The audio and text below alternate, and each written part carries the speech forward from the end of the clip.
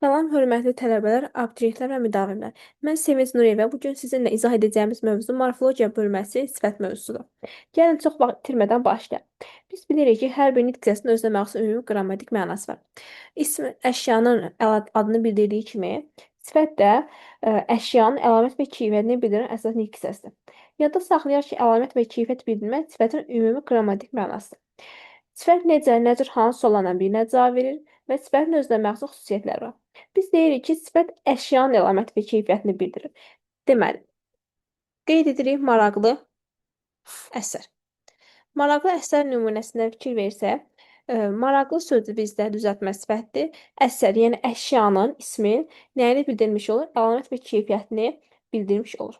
Aid olduğu əşya ilə birlikdə işlənəndə şəkilçi qəbul etmir. Maraqlı əsər ifadəsinə fikir versəniz, aid olduğu əsər isimlə bir yerdə işlənib və qrammatik şəkilçi, yəni digər, təbii ki, bu onu düzəldən leksik şəkilçidir, digər qrammatik şəkilçiləri qəbul etmiş olmur. Əlamət dedikdə əşyanın zahiri, keyfiyyət dedikdə isə onun daxili xüsusiyyətləri nəzərdə tutulur. Bəzi sifətlər işlənmə yerinə görə bizdə həm əlamət, həm də keyfiyyət bildirə bilərlər. Məsələn, gözəl qız və gözəl xasiyyət nümunələrinə fikir versək, deməli, gözəl qız ifadəsində bizdə, təbii ki, gözəl sözü bizdə qız isminin əlamətini bildirir. Ona görə gözəl sözü gözəl qız ifadəsinin əlaməti bildirir. Gözəl xasiyyət ifadəsində isə artıq xasiyyət daxili aləm olduğuna görə bizdə nə bildirmiş olur? Keyfiyyət bildirmiş olur. Cümlədə təyin və ismi xəbər vəzifəsində işlənir. Yəni isimləşmədiyi halda sifətin cümlədə sintaktik vəzifəsi təyin və ismi xəbər vəzifəsində işlənməsidir. O yaxşı insandır. Bu verilmiş nümunədə yaxşı sözü bizdə cümlənin nə olmuş olur? Təyin olmuş. İsmi xəbər vəzifəsində də işlənə bilər. Bu kitab maraqlıdır. Şəxs sonluğu qəbul edib cümlədə nə kimi işlənir? İsmi xəbər vəzifəsində işlənir. İsmin xüsusiyyətlərini daşıdıqdan sonra, yəni isimləşdikdən sonra çox rahatlıqla cümlənin tamamlığı və mübtədası vəzifəsində də işlənə bilər. Təbii ki, sifətin isimləşməsi üçün nə olması lazımdır? Yanındakı ismini itirməlidir. Yanındakı ismini, yəni aid olduğu ismi itirdiyi zaman isimləşmiş olur və cümlənin tamamlığı və mübtədası vəzifəsində işlənir. Sifət əşyaya aid olub, təbii ki, onu müxtəlif cəhətdən izah edir, onu təyin edir və onu aydınlaşdırır. Hər bir nitq hissəsinin quruluşca 3 növü var. Təbii ki, biz əsas nitq hissələrindən söhbət edirik. Çünki köməkli nitq hissələri quruluşca yəni 2 cür ola bilər. Sifət də quruluşca növləri var ki, bütün əsas nitq hissələri dedik ki, sadəsi, düzəltməsi və mürəkkəb var. Sadə sözlər tərkibində leksik şəkilçisi olmayan, yalnız kökdən və yaxud da kök və qrammatik şəkildən ibarət olan sifətlər bizdə quruluşca sadə sifətlər adlanır. Leksik şəkilçi vasitəsilə düzələn sifətlər isə düzəltmə sifətləridir. Düzəltmə sifətlər bizdə həm adlardan əmələ gələ bilər, həm də feillərdən. Gəlin baxaq. Biz isim mövzusuna qeyd etdik ki, adlar dedikdə bizdə feildən başqa yerdə qalan digər nitq hissələri nəzərdə tutulur. Deməli, hansı şəkilçilər vasitəsilə yaranır? L şəkilçisi. Deməli, qeyd edirik dadlı sözünü. Sız şəkilçisi, dadsız. Daha sonra ı şəkilçisi var bizdə 4 cür yazılan armudu sözünü qeyd edə bilərik. Bir cür yazılan ev şəkilçisi var bizdə, qeyd edək elmi, dairəvi sözləri. İvi şəkilçisi bəzi sözlərdə sözün kökünü dəyişə bilir və bu zaman biz həmin sözləri düzəltmə sözü hesab etmirik. Və bu sözlərimiz hansı sözlərdir? Dünyəvi, kimyəvi, əşyəvi, daha sonra lüğəvi və mənəvi. Fikir versək, bu sözlərdə biz nə qədər də IV şəkilçisi vasitəsilə düzəltmiş olsaq da, bu söz şəkilçisi artıq sözün kökünə qoşulduğu zaman təbii ki, sözün kökünü dəyişir və biz artıq bu sözləri düzəltmə sözü hesab etmirik. Deyirsiniz, niyə? Bəs deyirik ki, IV şəkilçisi vasitəsilə düzəlir. Biz çünki bu sözləri kök və şəkilçiyə ayırdığımız zaman bilirik ki, sözümüzün kökü bizdə dünya sözüdür. Və yaxud da kimya, əşya, bu sözlər, dediyim kimi bu sözlər qeyd olunur. Həmin IV şəkilçisi sözün kökünə qoşularaq sözün kökünün dəyişdiyinə görə artıq mən dünyəvi sözündə sözün kökünü dünya deyib dünyəvi şəklində qeyd etməliyim. Daha sonra bizdə var adlardan sifət düzəldən k və dakı şəkilçisi. Deməli, k və dakı şəkilçisi vasitəsilə düzələn sifətlər bizdə yalnız və yalnız hansı suala cavab vermiş olur? Yəni sifətin digər necə nədir suallarından başqa hansı suala cavab verərək işlənir. Amma bizdə yerdə qalan digər leksik şəkilci vasitə düzələn sifətlər və yaxud da digər sifətlərimiz bizdə necə nədir suallarına cavab verir. Məsələn, qeyd edək, evdəki qonaq,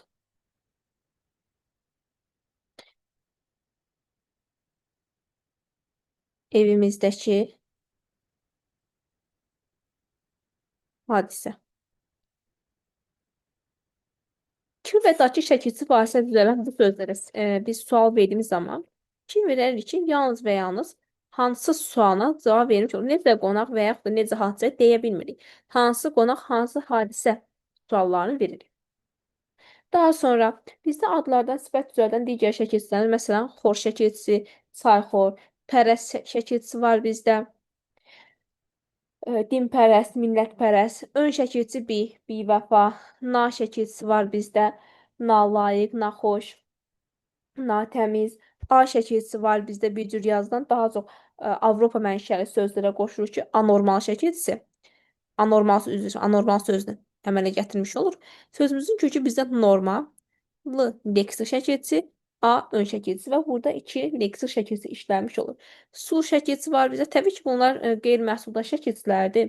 Sul şəkilçisi yoxsul sözünü əmələ gətirir. Sözümüzün kökü yox, yoxsul sözdür. Daha sonra kar şəkilçisi var. Keş şəkilçisi var.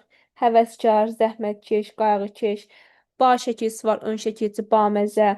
Daha sonra la şəkilçisi, laqeyd, xax şəkilçisi, xeyirxax. Bunlar təbii ki, qeyd etdiyim bu şəkilçilər bizdə adlardan sifət yaratmış olur. Bəs feildən sifət düzəldən şəkilçilərimiz hansılardır bizdə? Deməli, feildən sifət. Deməli, ağan əyən şəkilçisi var. Güləyən, qaçağan, ıq şəkilçisi. Açıq, əzik, ınc şəkilçisini qeyd edə bilərik. Burada 4 cür yazılan ınc və c şəkilçisi var bizdə. Gülünc, iyrənc, qorxmaqdan qorxunc sözünü əmələ gətirə bilər. Ma şəkilçisi var ki, bizdə. Ma şəkilçisi həm feildən isim, həm də feildən sifət düzəldən şəkilçidir. Məsələn, feildən isim düzəltdiyi zaman deyirik ki, burada vurma, bölmə sözlərini qeyd edə bilərik. Feildən sifət düzəltdiyi zaman isə deyirik ki, vurma, saç və yaxud da doğma, insan mənasında əmələ gələ bilər. Daha sonra feildən sifət düzəldən digər şəkilçilərimiz əri şəkilçisi var ki, köçəri sözü sifətdir. Qan şəkilçisi var, qan. Kən şəkilçisi, dalaşqan. Bəzən tələbələr dalaşqan sözünün kökünü dalaşmaq qeyd edilir, amma yadda saxlayın ki, dalaşqan sözünün kökü dalamaqdan dalaşmaq və dalaşqan sözləri əmələ gəlmiş olur. Icı şəkilçisi, daha sonra bizdə öldürücü, qırıcı. Daha sonra maz şəkilçisi var bizdə, qanmaz, dinməz sözlərini əmələ gətirmiş olurlar. Bizdə mürəkkəb sifətlərimiz var. Mürəkkəb sifətlərimiz də bizdə ən azı 2 sözün birləşməsinə əmələ gəlib bir anla ifadə edən sifətlərdir. Və həm bitişik, həm də defislə yazılır. Çünki biz isimdə qeyd etdik ki, sizinlə dedik nə isimlərdə, nə də sifətlərdə bizdə ayrı yazılan mürəkkəb isim və sifətlərə rast gəlmək olmur. Deməli, bitişik yazılan sifətlərimizə biz qeyd edə bilərik 2 sadə sözün birləşməsinə əmələ gələn sözlər. Məsələn, qaraqaş, şirin dil, hazır cavab, göy-göz sözlərini qeyd edə bilərik. 2 düzəltmə sözün birləşməsinə əmələ gəlsin. Sınıq qəlbli və yaxud da açıq ürəkli. Bir sadə, bir düzəltmə sözün birləşməsi də ola bilər. 3 telli. Fikir verirsəniz 3 sadə, telli isə bizdə düzəltmə sözdür. A və ba bitişdiricilərinin köməyi ilə əmələ gələn sifətlərimiz var ki, bizdə. Bunları təbii ki, yadda saxlamaq lazımdır. Cürbəcür, növbənöv, daha sonra rəngarəng və rəngbərəng. Ümumiyyətlə, yadda saxlayın ki, biz sifət dediyimiz zaman deyirik ki, sifət əşyaya aid olur və onu izah edirik. Bizdə sizə testlərdə taybatay sözündə qeyd edəcəklər, taybatay. Və təbii ki, verilən testdə 5 dənə variant daxilində verilən bu sözlərin hansının sifət olmadığı vurğulanır sizdə. Və təbii ki, bunları asan tapmağın ən, belə deyim, asan yolu nə edirsiniz? Bu sözlərdən sonra hər hansısa bir söz işlədirsiniz. Əgər ki, Söz birləşməsi daxilində işlədirsiniz tutalım ki, söz özündən sonra hər hansısa bir gələn söz isim olduğu zaman deyirsiniz bu sözlər sizdə sifətdir. Əks halda bir feilə aid olarsa deyirsiniz ki, bu söz zərfdir. Cürbəcür şarlar, növbənöv çiçəklər, rəngarəng, rəngbərəng paltarlar mənasında fikir versəniz əşyaya aiddir və onu əlamət, keyfiyyət cəhətdən izah edir. Amma taybatay sözü isə sizdə nitq hissəsi baxımından zərfdir. Niyə? Çünki deyirik ki, qapı taybatay açıldı. Baxaq. Necə açıldı? Nə tərzdə açıldı? Təbii ki, biz artıq burada taybatay sözünə zərf demiş oluruq. Niyə? Çünki özündən sonra fe'l gəlir və fe'lə aid olur. Daha sonra defislə yazılan mürəkkəb sifətlərimiz var bizdə. Sadə və məsələni düzəltmə sözlərinin təkrarı ilə əmələ gələ bilər. Acı-acı. Daha sonra hündür-hündür. Hündür-hündür. Bizdə eyni sözün təkrarı ilə əmələ gələn bu sözlərdən sonra gələn isimlər bizdə cəmdə işləmiş olur. Hündür-hündür binalar şəklində özündən sonra gələn isim cəm şəkilçisi qəbul etmiş oldu. Biri və yaxud da hər ikisi ayrılıqda işlənə bilməyən sözlərimiz var bizdə. Xırda-mırda, qarma-qarışıq sözlərini qeyd edə bilərik ki, biri və yaxud da hər ikisi ayrılıqda işlənə bilmir. Yaxın və yaxud da əks mənalı düzəltmə sözlər ola bilər. Ağlı, qaralı, evli, eşikli, aclı, şirinli sözləri qeyd edə bilərik. Və yaxud da bizdə qeyri sözlü və sifətin birləşməsi əmələ gələn bizdə izafət tərkibləri, yəni sözlər var. Məsələn, qeyri-müəyyən, qeyri-insani, qeyri-səmimi sözlərini nümunə göstərə bilərik ki, qeyri sözü və sifətin birləşməsi əmələ gəlir və defisdə yazılır. Yuxarıda sizə adlardan sifət düzələn şəkilsizlərdən danışdığımız zaman dedik ki, orada sizdə bir I şəkilsisi var və bir də İ-V şəkilsizləri var. Yadda saxlayın ki, I şəkilsi sizdə milli sözlərə qoşulur və sifət əmələ gətirir. İ-V şəkilsi isə alınma sözlərə qoşulmuş olur. Milli sözlərə qoşulduğu zaman deyirik ki, məsələn, qızılı, üzük. İ-V şəkilsi isə sizdə əmələ gəlir, deyirik, elmi, iş. Fikir versəniz, sizdə sifət düzəlmiş oldu. Daha sonra, sifəti təbii ki, digərini nitqsələnən fərqləndirən əsas əlamətlərdən biri onun dərəcə bildirməsidir. Əşyanın əlaməti sizdə 3 dərəcəli ola bilər. Normadan, normadan az və normadan çox ola bilər. Və bu xüsusiyyətinə görə də sifətin dərəcələrini biz bölürük 3 qrupa. Adi dərəcə, azaltma dərəcəsi və çoxaltma dərəcə. Bəzi sifətlər dərəcəyə görə dəyişə bilir. Təbii ki, biz bilirik ki, bütün sifətlər dərəcə əlamətin şəkilçisini qəbul edə bilmirlər. Niyə? Yadda saxlayın ki və dakı şəkilsi vasitəsilə düzələn sifətlər sizdə yalnız adi dərəcədə olur. Yəni, digər dərəcələr üzrə dəyişə bilmir. Məsələn, deyirik ki, evdəki, dünənki sözlərini biz nə azaltma, nə də çoxaltma dərəcəsi üzrə dəyişə bilmirik. Gəlin danışaq adi dərəcədən. Adi dərəcə əlamət və keyfiyyətin adi halda, yəni normada olduğunu bildirir. Yaşıl, şirin, acı sözləri sizdə adi dərəcədə işləmiş olur. Heç bir morfoloji əlaməti yoxdur və digər dərəcələrin əlamətini qəbul etməyən sifətlər sizdə adi dərəcədə olmuş olur. Yəni, adi dərəcə başqa dərəcələr üçün sizdə ölçü və yaxud da meyar rolunu oynamış olur. Yəni, azaltma və çoxaltma dərəcələri adi dərəcə üzərindən tənzimlənir. Azaltma dərəcəsi əlamət və keyfiyyətin adi haldan, yəni normaldan az olduğunu bildirir. Və sizdə yaranan azaltma dərəcəsi həm morfoloji üsulla yarana bilir. Üzr istəyirəm. Aha, həm morfoloji üsulla yaranmış olur. Həm də yaranmış olur sizdə sintaktik üsulla. Təbii ki, hər birinin əmələ gətirmə göstəriciləri fərqlidir. Morfoloji yolla təbii ki, həm azaltma, həm çoxaltma dərəcəsi həm morfoloji, həm də sintaktik üsulla yaranır. Deməli, azaltma dərəcəsi morfoloji üsulla yarandığı zaman şəkilsizlər vasitəsilə əmələ gətirir.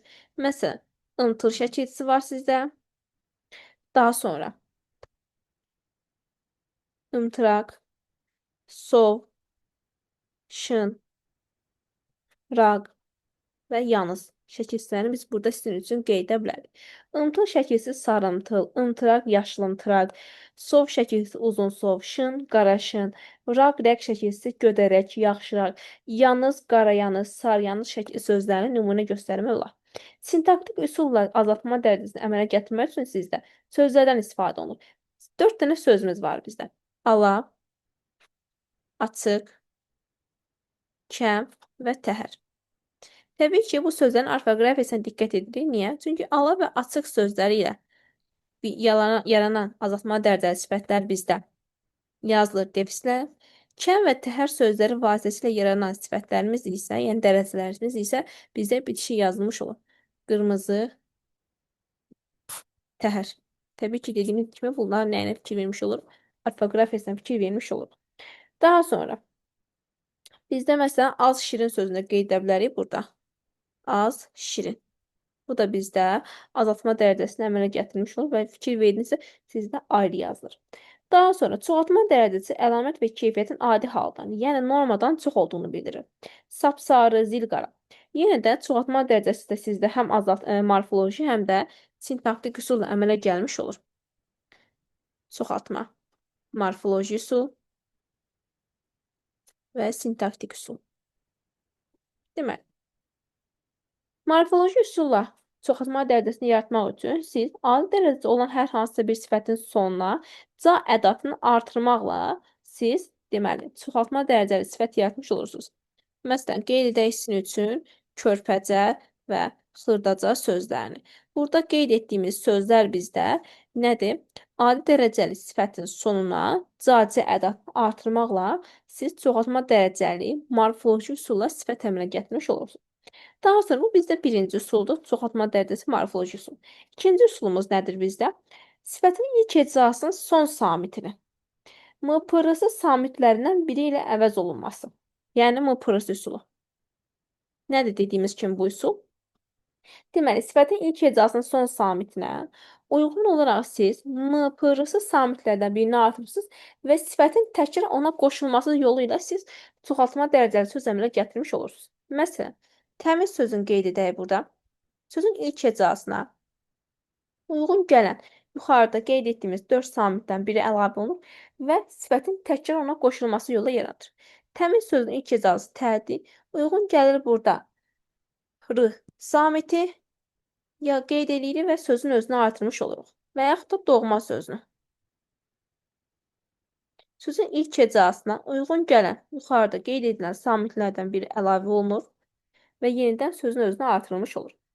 Bizdə ağ sifətindən çoxaltma dərəcəsi appaq ünsürün artırılması yola yaranır. Yəni digər biraz sifətlərdən çoxaltma dərəcəsi sifətlərdən fərqlənir. Ağ sözünə dediyimiz kimi appaq ünsürü əlavə olunur. Appaq. Üzr istəyirəm. Aha. Ağappaq qar. Fikir versəniz, bu da təbii ki, çoxaltma dərəcəli sifətdir. Və sintaktik üsulla yarandığı zaman necə əmələ gəlir? Adi dərəcədə olan sifətlərin əvvəlinə siz ən, lap, daha, çox və olduqca ədatlarını, dediyim kimi bu sözlər sizdən ilk səs baxımından ədatdır. Daha sonra düm hissəciyi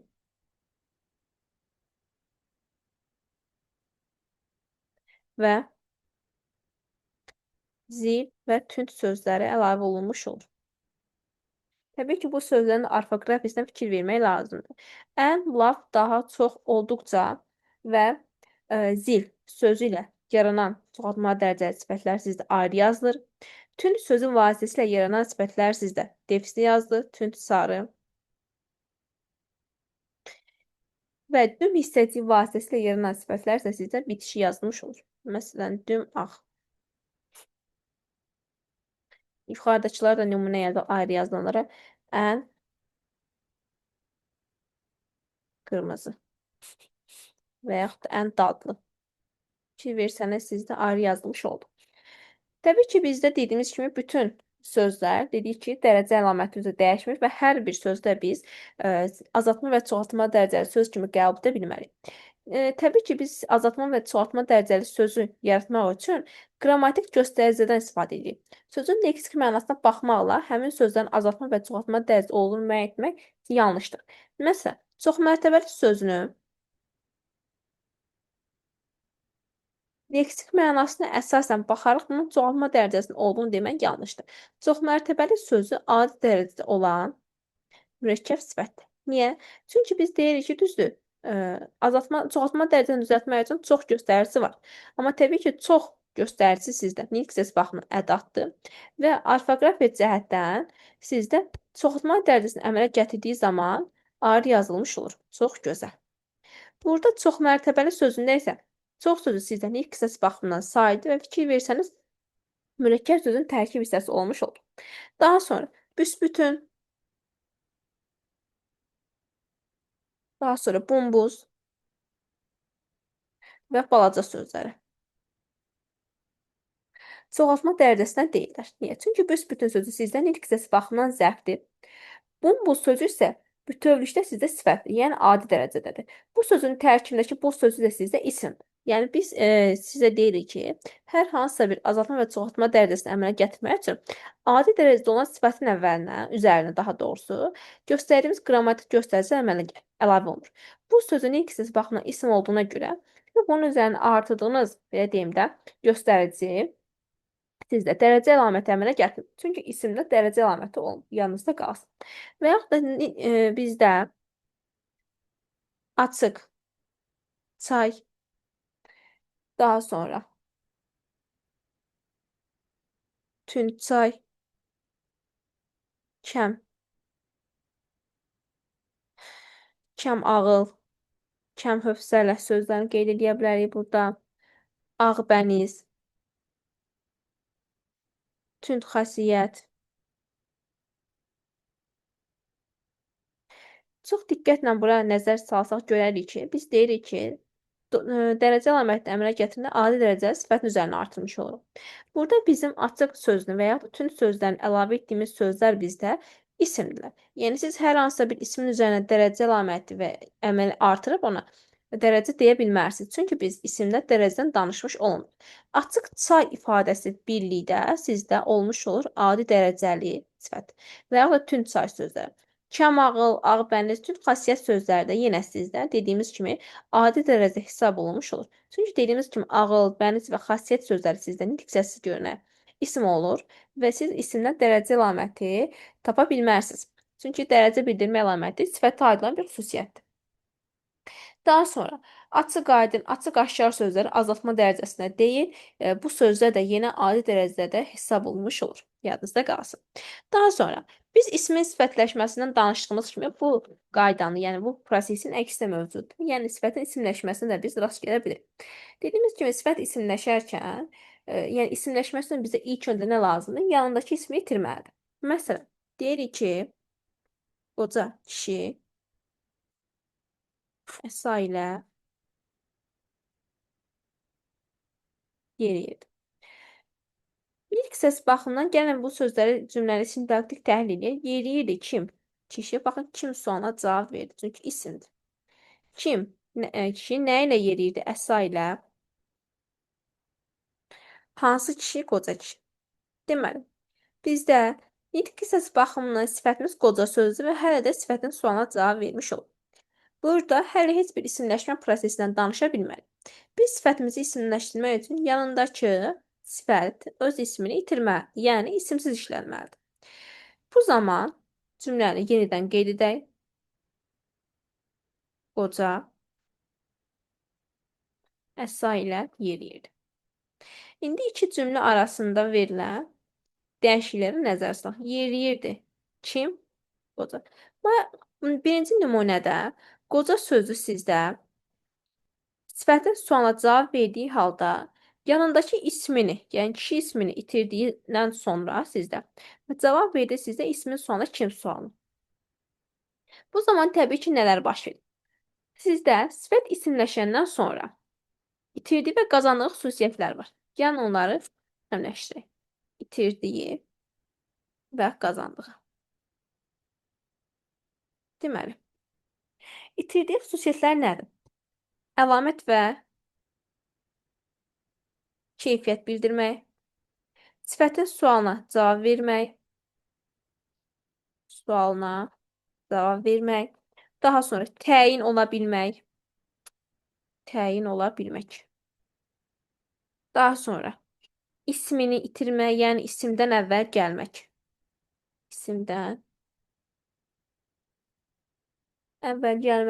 daha sonra sifətin isimləşərkən itirmədiyi bir xüsusiyyət və o da dərəcə bildirmə əlamətidir ki, sifət isimləşərkən dərəcə çalarını, yəni dərəcə bildirmə əlamətdə saxlanmış olur, yəni onu itirmir. Daha sonra sizdə sifət isimləşərkən də, isimləşməyərkən də, yəni fərq etmir, hər zaman cümlənin xəbər vəzifəsində işlənə bilir. Daha sonra, bəs isimləşərkən qazandığı xüsusiyyətlər nədir? Ad bildirir. Daha sonra, Əgər ki, sifətin sualına cavab verməyi itiribsə, təbii ki, ismin sualına cavab vermiş olacaq. Daha sonra cümlədə ismin xüsusiyyətlərini qəbul edib hallanır, cəmlənir və mənsubiyyətə görə dəyişir və ən əsası isimsiz işlənir. Yəni yuxarıdakı cümləyə əsasən bunları tətbiq edin. Deməli, birinci cümlədə gördüyünüz kimi qoca sözü hələ isimləşməyib, sintaktik cəhətdən təyindir, əlamət və keyfiyyət bildirir, yəni kişi isminin əlamət və keyfiyyətini bildirir və sifətin sualına cavab verir və isimdən də əvvəl gəlir. Bəs yanındakı ismi itirdiyi zaman nə baş verir? İsmi itirdiyi zaman ad bildirir, yəni artıq biz onu isim kimi ismin sualına cavab verəcək. Hallana bilər, çox rahatlıqla cəmlənə bilər. Məsələn, deyək ki, hallandığı zaman qocanı çağırın. Nümunəyə fikir versək, qoca sözünün ilk hissəsi baxımından sifətdir. İsmin hal şəkilsini, yəni təsirli hal şəkilsini qəbul edir və cümlənin nəyi vəzifəsindən çıxış etmiş olur? Tamamlığı vəzifəsində. Daha sonra isimləşdiyi zaman cümlənin mübtədası və tamamlığı vəzifəsində də çıxış etmiş olur. Amma isimləşmədən biz sifəti cümlədə sintaktik cəhətdən təyin olmasını danışa bilərik.